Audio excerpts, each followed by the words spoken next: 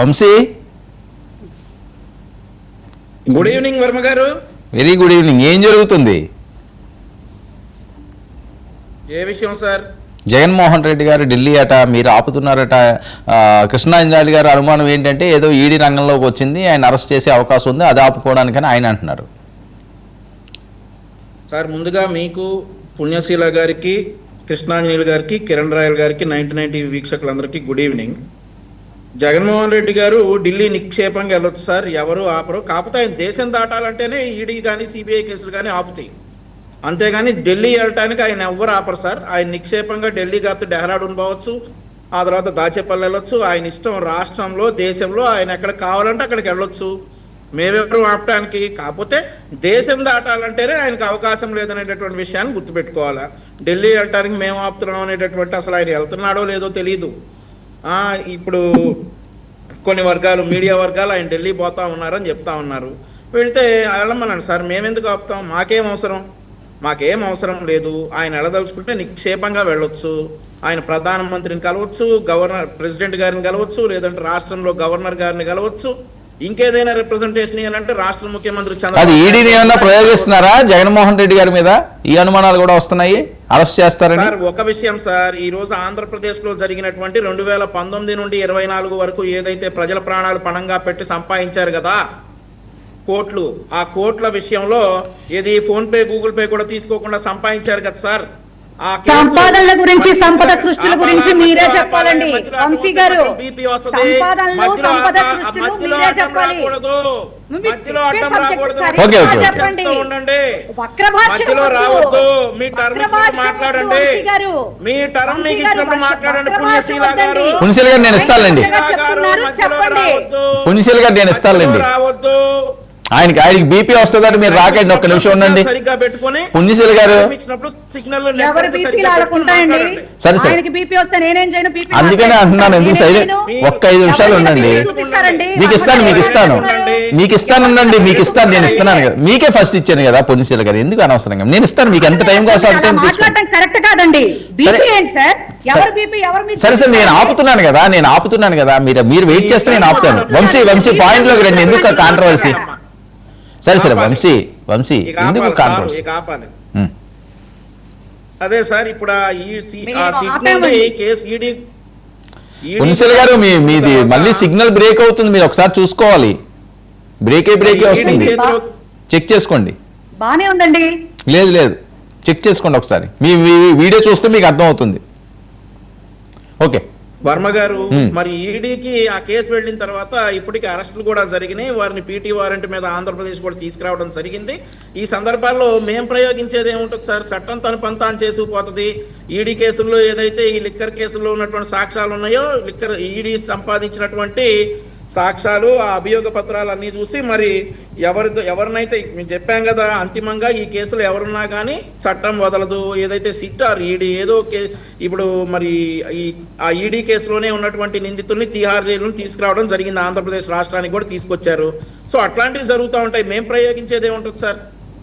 హూఆర్వి చట్టం తన పంతాన్ని చేసుకుపోద్ది. మేమైతే మా ఆంధ్రప్రదేశ్ రాష్ట్రంలో సిట్ ద్వారా సమగ్రవంతమైన దర్యాప్తు జరుగుతోంది. ఆ దర్యాప్తు చేస్తున్నటువంటి అధికారి మీద కూడా వీళ్ళు ఎలాంటి నిందలేశారో కూడా చూసాం. సో అవన్నీ జరుగుతూ ఉంటాయి, వాడి ప్రాసెస్లో అవి జరిగిపోతూ ఉంటాయి సార్.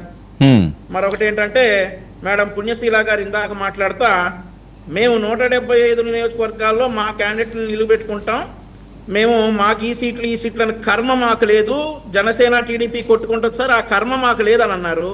మాలో మేము కొట్టుకుంటామేమో, మిమ్మల్ని ప్రజలు కొడతారు. ఏదైతే అసెంబ్లీ ఎలక్షన్స్ లో 11 ప్రజలు 19లో మిమ్మల్ని కూడా కొట్టారు బానే. పుణ్యశీల గారు నేను ఇస్తానండి. పుణ్యశీల గారు ఆయన అయిపోయినప్పుడు మీరు స్టార్ట్ చేస్తే ఇంకా పెరిగిపోద్ది. నేను ఇస్తాను. నెక్స్ట్ మీరే మాట్లాడదు కానీ కాదండి, నెక్స్ట్ మీరే మాట్లాడదు కానీ నోట్ చేసుకోండి. పుణ్యశీల గారు నెక్స్ట్ మీరే మాట్లాడతారు. నెక్స్ట్ మీకే ఇస్తాను. మీరు ఎంత టైం కాస్తే అంత టైం తీసుకోండి. ఒక్క నిమిషం వెయిట్ చేయండి. ఇద్దరు క్రాస్ టాక్ చేస్తే టైం వేస్ట్, ఎవరికి వాయిస్ రాదు. ఏదైతే అసెంబ్లీ ఎన్నికల్లో 11తో కొట్టారో, ఏదైతే పులివెందుల జెడ్పీటీసీ డిపాజిట్లు లేకుండా కొట్టారో, ఈసారి జరిగేటటువంటి స్థానిక సంస్థల ఎన్నికల్లో కూడా మళ్ళీ అదే తరహాలో కొట్టడం ఖాయం. కాబట్టి జనసేన మేము కలిసి ఉన్నాం, మాలో మేము సీట్ల కోసం కొట్టుకుంటామో లేదంటే సమర్థవంతంగా మేము సీట్లు విభజించుకుంటామో అది మా ఇంటర్నల్ విషయం. జనాలు మిమ్మల్ని కొట్టడానికి సిద్ధంగా ఉన్నారు, అది చూసుకోండి. మరి ఇంకోటి ఏమంటున్నారు, రాష్ట్రంలో అన్యాయాలు. అర్రే ఏంటి వర్మ గారు, సరే ఆవిడ మాట్లాడమనండి సార్, ఆవిడంతా అయిపోయినాక నేను మాట్లాడమనండి, ఆవిడ మాట్లాడి నాకు మ్యూట్ చేయండి. ఒక నిమిషం నేను నెక్స్ట్ ఇస్తానండి. మీరు క్రాస్ టాక్ చేయడం వల్ల ఇద్దరికి వినిపించదు, నాకు అసలు వినిపించదు. నేను ఇస్తాను కదా మీకు ఎంత శ్రేయం కొలత టైం తీసుకోండి. ఇప్పుడు మరి రాష్ట్రంలో అన్యాయాలు అవి ఎక్స్ప్లెయిన్ చేయడానికి మరి ఢిల్లీ వెళ్తారు జగన్మోహన్ రెడ్డి గారు అని చెప్పి పుణ్యశీల గారు చెప్తా ఉన్నారు. చెప్పాలి, రాష్ట్రంలో జరిగినటువంటి అన్యాయాలను ఎక్స్ప్లెయిన్ చేయాలా. ఏదైతే ఒక ఫేక్ డెత్ సర్టిఫికేట్ సృష్టించి స్పీకర్ గా చేసినటువంటి వ్యక్తి 4 కోట్ల రూపాయల ల్యాండ్ ని ఒరిస్సా నుండి ఎవరో మహిళను తీసుకొచ్చేసి రిజిస్టర్ చేస్తున్నారు కదా మీ పేరుతోటి, ఆ అన్యాయం చెప్పాలా. ఏదైతే సీదిరి అప్పలరాజు అనేటటువంటి ఒక మాజీ మంత్రి వాళ్ళ అబ్బాయి తీసుకుని యాక్సిడెంట్ చేసి ఒక మనిషిని చంపేస్తే లేదు చంపింది ఇతను కాదు వేరే వ్యక్తి అని చెప్పేసి సిద్ధార్థ్ అనేటటువంటి వ్యక్తిని తీసుకొచ్చి ఆ స్థానంలో కూర్చోబెట్టి తన కొడుకుని ట్రీట్మెంట్ తీసుకెళ్లి చట్టం కళ్ళు కప్పాలి, పోలీసులు పక్కతో పట్టించేటటువంటి అన్యాయాన్ని ప్రైమ్ మినిస్టర్ గారు దాకెళ్ళి చెప్పాలి. ఇట్లాంటి అన్యాయాలన్నీ చెప్పడానికి జగన్మోహన్ రెడ్డి గారు ఖచ్చితంగా వెళ్ళాలి ఢిల్లీకి. మరి ఇంకొక మాట అన్నారు సార్, ఏదైనా అయిపోయిన తర్వాత ఢిల్లీ వెళ్ళి వచ్చిన తర్వాత క్లియర్ గా చెప్తారట. 2019 నుండి 2024 వరకు జగన్మోహన్ రెడ్డి గారు ఎప్పుడు ఢిల్లీ వెళ్ళినా కానీ ఏ రోజైనా ప్రెస్ మీట్ పెట్టి ఇదిగో ఢిల్లీ నేను ఈ కారణంతో వచ్చాను, ఈ మంత్రిని కలిశాను, ప్రధానమంత్రిని కలిశాను, ఈ కారణంతో కలిశాను, ఈ విషయాలు ప్రధానమంత్రి గారు నాకు చెప్పారు అని ఏ ఒక్క రోజైనా ఈ 5 సంవత్సరాల్లో క్లియర్ గా చెప్పిన సందర్భం ఉందా సార్? ఇప్పుడు వీళ్ళు వచ్చి మనకు క్లియర్ గా చెప్పడానికి క్లియర్ గా చెప్తారా? ఈ 2019 నుండి 24 వరకు ఏమైంది సార్ క్లియర్ గా చెప్పడం? ఒక్క మాట కూడా చెప్పలేకపోయారే. సో ఇక ఇవన్నీ జగన్మోహన్ రెడ్డి గారు ఢిల్లీ కాకపోతే డెహ్రాడూన్ పోవచ్చు, డెహ్రాడూన్ కాకపోతే ఇంకెక్కడ. మంత్రులు పదే పదే వార్నింగ్లు ఇస్తున్నారట, ఏం జరుగుతుంది సార్? చంద్రబాబు నాయుడు గారు పని రాక్షసుడు. పని ఆయన సాటిస్ఫై అయ్యే వరకు మంత్రులు కావచ్చు ఎవరైనా కానీ ప్రజాసేవ చేయాలి. ఆయన సాటిస్ఫై అయ్యే వంతుకు చేయరు. మార్క్ మై వర్డ్స్, ఆయన మార్కుకి రాకపోతే ఎవరినైనా కానీ ఆయన మందలిస్తారు, పనితీరు మార్చుకోమని చెప్తారు.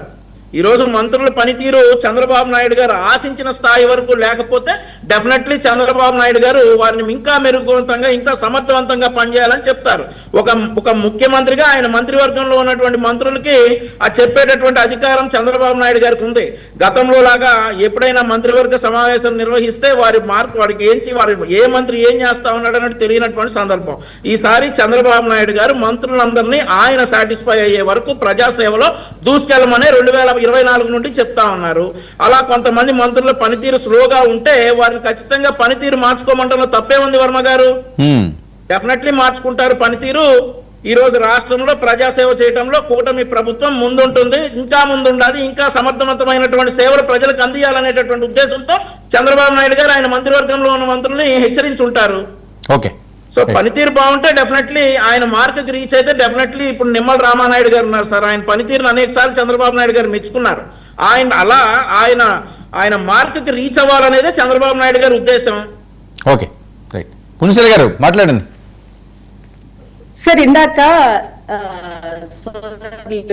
వంశీ గారు చాలా బాగా, అంటే మాలో మేమేం కొట్టుకుని చచ్చినా కూడా మేము అంటే సీట్లు డివైడ్ చేసుకునే విషయంలో ఏం నిర్ణయాలు తీసుకున్నా అది మాలో మాకే ఉంటుంది, మిమ్మల్ని ప్రజలు తరంకుండా చూసుకోండి.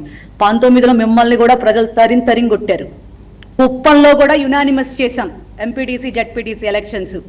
ఏదో మాకు తెలియని రామాయణాలు మాకు తెలియని భాగవతాలు మీరు వల్లిచ్చేస్తామంటే ఇక్కడ వినటానికి ఎక్కడ ఎవరూ కూడా లేరులేండి. మీరు నోట్లో కొనుక్కోపండి, ఏదన్నా పైకి చెప్పండి వంశీ గారు, తప్పలేదు. ఓకేనా? దాన్ని బట్టి నేను సమాధానం కూడా చెప్తా. అది ఆ గొనుగుడు కార్యక్రమాలు వద్దండి. ఇంకా ఢిల్లీ వెళ్తే జగన్మోహన్ రెడ్డి గారు వెనకాల మనిషి వస్తా ఉన్నారు, కొంచెం పక్కకి వెళ్ళాలి అన్న. ఏదైనా మిమ్మల్ని అంటామని ఎందుకు అనుకుంటారు మేడం?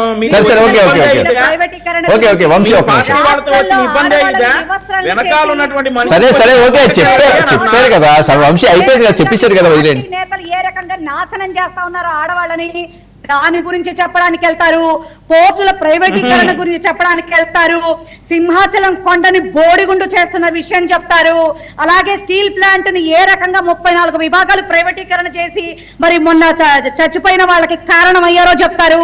మీ బాగోతాలన్నీ చెప్పడానికి వెళ్తారు. మీరేం చెప్పమన్నారో అది చెప్పడానికి వెళ్లాల్సిన అవసరం ఆయనకి లేదు.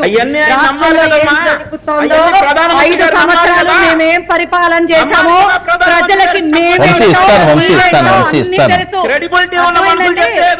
ప్రజలకి మేమేంటో మీరేంటో తెలుసు. అన్ని చెప్పడానికి ఖచ్చితంగా చెప్తాం. మీరు అన్నారు కదా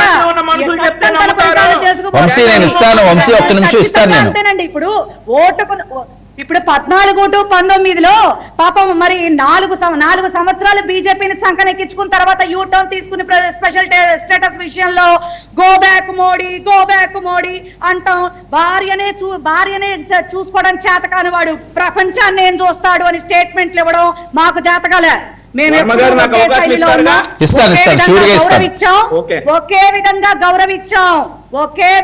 గౌరవించాం. ఈ రోజుకి అలాగే ఉన్నాం. మీకులాగా నిమిషానికో మాట నిమిషానికో వేషం, ఎందుకంటే గ్రూపులు కట్టి మరి ఎలక్షన్లకు వెళ్లాల్సిన కర్మ మాకేమీ లేదు. కాబట్టి మీరు గొప్పలు చెప్పుకోవాలనుకుంటే గొప్పలు చెప్పుకోండి. జగన్మోహన్ రెడ్డి గారిని అండర్ ఎస్టిమేట్ చేస్తూ మాట్లాడితే మాత్రం ఒప్పుకునే ప్రసక్తి లేదు.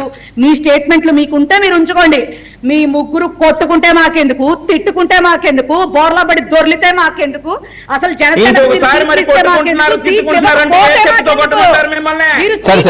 మాకెందుకు, సీట్లు ఇవ్వకపోతే మాకెందుకండి. మాకు రాష్ట్ర ప్రజలకి ఏం చేస్తుందో అంతే. That is the point only we ask you అండి. మీలో మీరు కూటమి ధర్మంగా మీరేం చేసుకుంటారు అనేది మాకు సంబంధం లేదు. మాకు ఆ సబ్జెక్ట్ అవసరం లేదు. మీరేం చెయ్యాలో, మీరేం చెయ్యగలుగుతున్నారో, ఏం చేస్తున్నారో రాష్ట్ర ప్రజలకి అది మాత్రమే మేము ప్రశ్నిస్తాం. వీలైతే సమాధానం చెప్పాలా, లేకపోతే కామ్గా ఉండాలా. అంతేగాని దాన్ని కవర్ చేసుకోవడానికి ఏది పడితే అది మాట్లాడితే ఇక్కడ స్వీకరించడానికి ఎవరు లేరు. వంశీ గారు అయిపోయిందా? కృష్ణారెడ్డి గారు ఇస్తాను. అయిపోయిందా? కొంచెం మాట తీరు నేర్చుకోండి. మీరు అయిపోయిందా? మీకు ఇంత ఇక్కడ పనోళ్ళు ఎవరు లేరు. ఇక్కడ మీ దగ్గర నేను సోదరుడు వంశీ గారు అని పలకరిస్తున్నా. టీ తాగారా? ఏంటి భాష?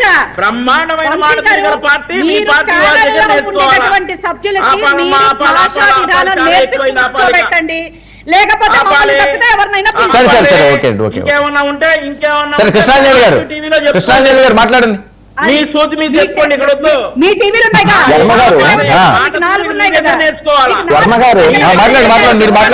చెప్పడానికి ఉన్నవే లేదు. సరే వంశీ ఒక్క నిమిషం ఉండండి. వంశీ ఎందుకు ఇస్తున్నారు కదా అవకాశం?